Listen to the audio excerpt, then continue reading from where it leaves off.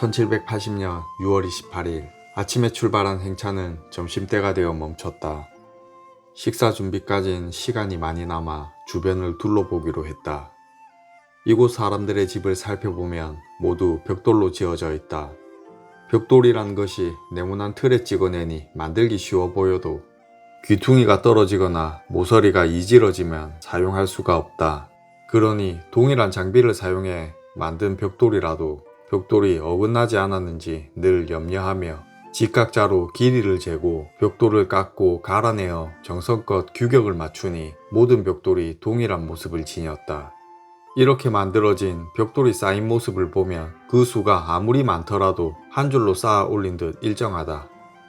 그 방법을 살펴보면 한 개는 세로로 놓고 다른 한 개는 가로로 놓으면 자연스럽게 감개와 이개 모양을 이루었다. 벽돌 틈새를 막는 석회를 개어낼 때는 모래를 기피하고 점토도 피하는데 모래가 많으면 접착력이 떨어지고 점토가 지나치면 쉽게 갈라지기 때문이다. 이들은 대신에 검고 부드러운 흙을 석회와 섞는데 그 빛깔이 잘 구워진 기와와 같다.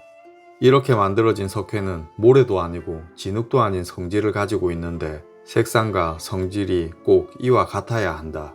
여기에 삼 같은 것을 잘게 잘라놓고 함께 섞었는데 이는 우리나라에서 진흙에 말똥을 집어넣어 질긴 성질을 만들어냄과 같은 것이다. 이렇게 만든 석회는 종이장처럼 얇게 펴발라 사용했다. 이들이 기와를 얻는 방법은 더욱 본받을 만하다.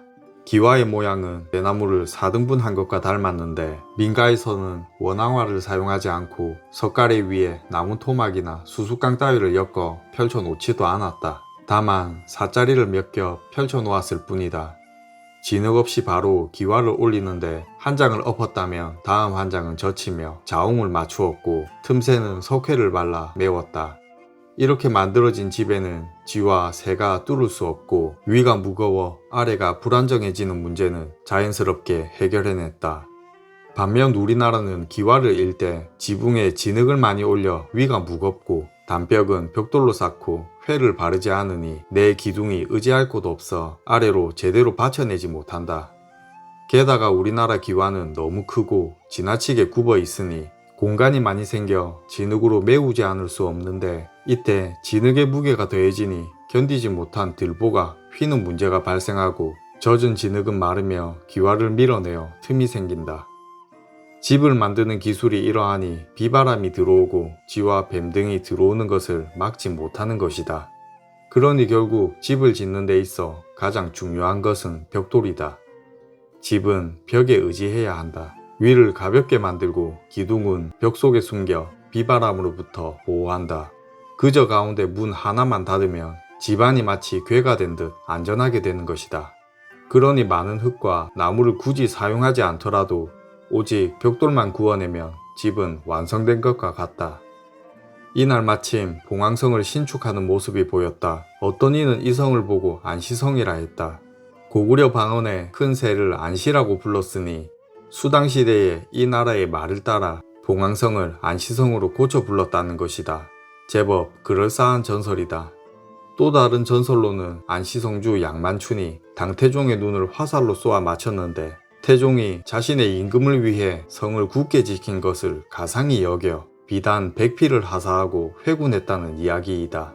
천하의 군대를 동원하여 이 하찮고 작은 성을 함락시키지 못하고 회군했다는 사실이 의심스럽긴 하지만 어쨌든 김부식은 삼국사기를 지을 때 그의 성명을 빠뜨렸으니 이는 애석한 일이다. 그는 삼국사기를 편찬할 적에 중국의 역사서만을 참조하여 내용을 발췌하고 기정사실화했다. 그러곤 오랫동안 우리나라에 전해져 내려오는 이야기들이 믿을만한지 그렇지 않은지는 상관하지 않고 모두 기록하지 않았다. 평양과 폐수의 위치를 논하는 것만 해도 안타까움을 자아낸다. 우리나라 선비들은 기자묘가 평양에 있다고 하면 오직 지금의 평양만을 떠올린다. 과거 요동 땅이 본래 조선 땅이며 요동에도 또 다른 평양이 있다고 말하면 괴이한 소리를 늘어놓는다고 비난할 것이다. 그들은 동의의 여러 나라가 위만 조선에 예속되어 있었다는 것을 모르고 고구려의 옛 땅에 경계도 모르고 있다.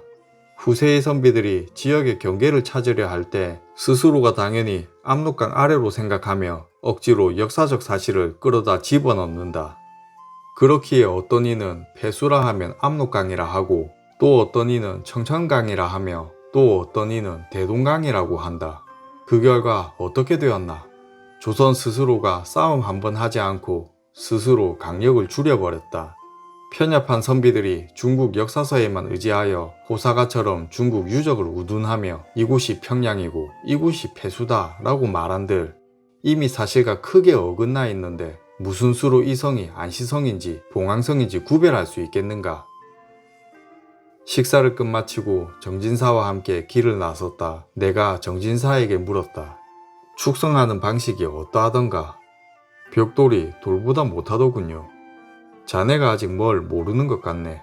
우리나라 성곽에 벽돌 대신 돌을 쓰는 것에는 큰 흠이 있네. 우선 돌을 구하기 위해 산에 올라야 하고, 산에 돌을 쪼개려면 석수도 동원해야 할 것이네. 어디 그뿐인가? 그 많은 돌을 옮기기 위해 수레와 인부들까지 있어야 하지. 그렇게 나른 돌은 다시 석수가 깎고 다듬어야 하고, 돌 하나하나 놓을 때도 사람이 여러 필요하지 않은가? 어디 그뿐인가? 불규칙적인 돌틈을 메우려 자갈과 진흙을 속에 넣지 않는가? 이렇게 완성한 성벽은 장마를 맞이하며 돌들이 하나둘 튀어나가며 속이 비어버려 무너져 내리는 것은 당연한 일이네. 하물며 석회라는 것이 애당초 벽돌에나 잘 붙지 돌에는 잘 붙지 않는 성질 아니던가. 자, 이제 벽돌에 대해 말해보겠네. 벽돌은 우선 그 크기가 일정하네. 깎고 다듬는데 큰 공을 들일 필요도 없지. 가마 하나면 그 자리에서 만개도 얻을 수 있으며 굳이 사람을 여럿 모아 옮길 필요도 없지 않은가. 예전에 내가 박제가와 함께 성벽 제도에 대해 논한 적이 있는데, 그때 어떤 이가 어찌 벽돌이 돌을 능가할 수 있겠는가 라고 말했다네. 이에 박제가가 크게 소리 지르더니 벽돌이 돌보다 낫다는 말이 어찌 벽돌 하나와 돌 하나를 비교하면서 한 말이겠소 라고 반문했다네. 벽돌 한 장의 강도는 돌에 미치지 못한 것은 맞지만 돌 하나의 강도는 벽돌 만장과 비교되지 않을 것이네. 자, 이제 벽돌과 돌 중 어느 쪽이 더 이롭고 해로운지 알 수 있겠는가? 말을 끝마치고 보니 정진사는 말 위에서 떨어질 듯 말 듯하며 졸고 있었다. 내가 부채로 그의 옆구리를 쿡쿡 찔러대며 핀잔 주길, 어른이 말씀하시는데 듣지 않고 어찌 잠을 잔단 말인가? 정진사가 웃으며 대답하길, 벌써 다 들었습니다. 벽돌은 돌만 못하고 돌은 잠만 못하다는 말씀 아니십니까? 나는 화가 나서 때리는 신용을 하고서 이내 서로를 바라보고 크게 웃었다. 이날 우리는 70리를 가 송참이란 곳에서 하루를 묵었다.